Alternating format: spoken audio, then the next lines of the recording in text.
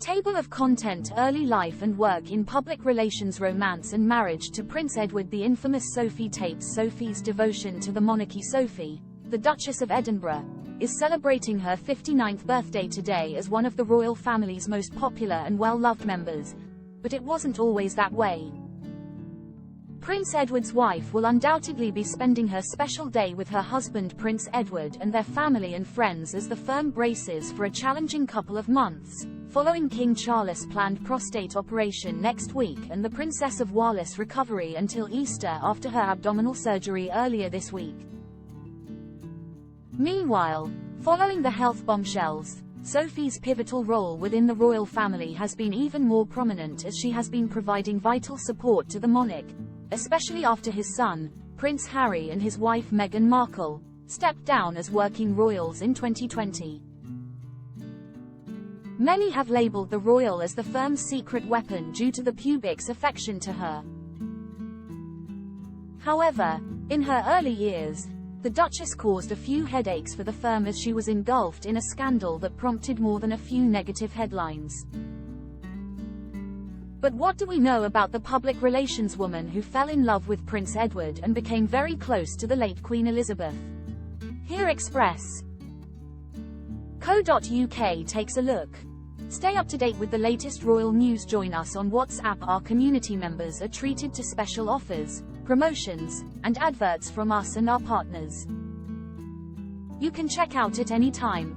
More info: early life and work in public relations. The Duchess of Edinburgh was born Sophie Rhys-Jones in 1965 to a middle-class family.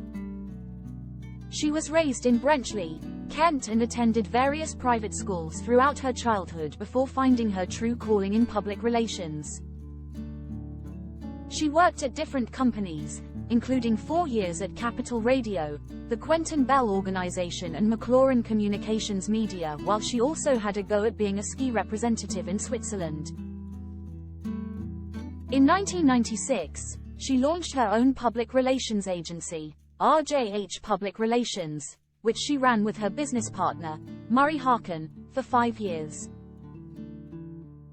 Become an Express Premium member. Support fearless journalism. Read the Daily Express online.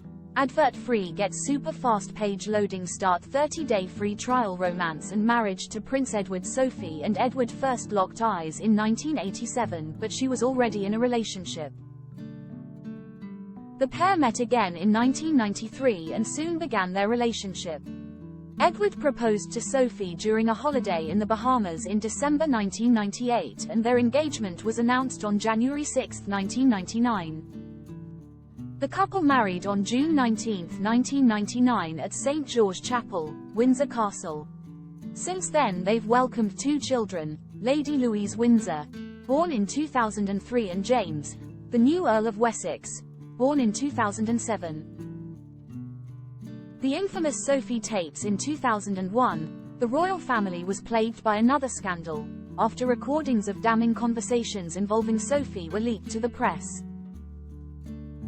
The Sophie tapes heard the Duchess criticize then Prime Minister Tony Blair and his wife, Cherie, as she appeared to abuse her royal connection, allegedly saying, "When people find we're working for you, the chances are you'll get people interested.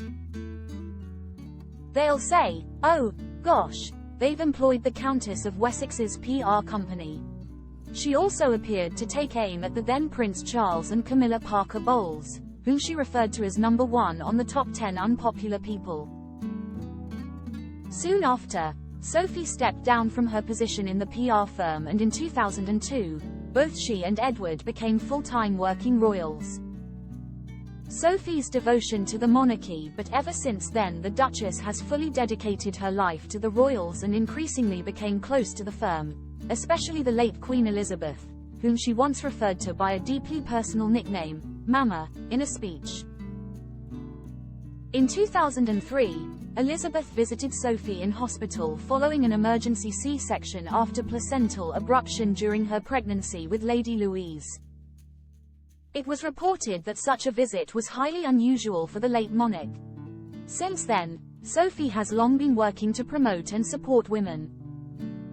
In 2014 she founded the Women's Network Forum, which she chairs, whereas in 2019 she committed herself to supporting the UK's work helping victims of rape, sexual violence and exploitation in war. During the COVID-19 pandemic, Sophie had also volunteered with a range of organisations.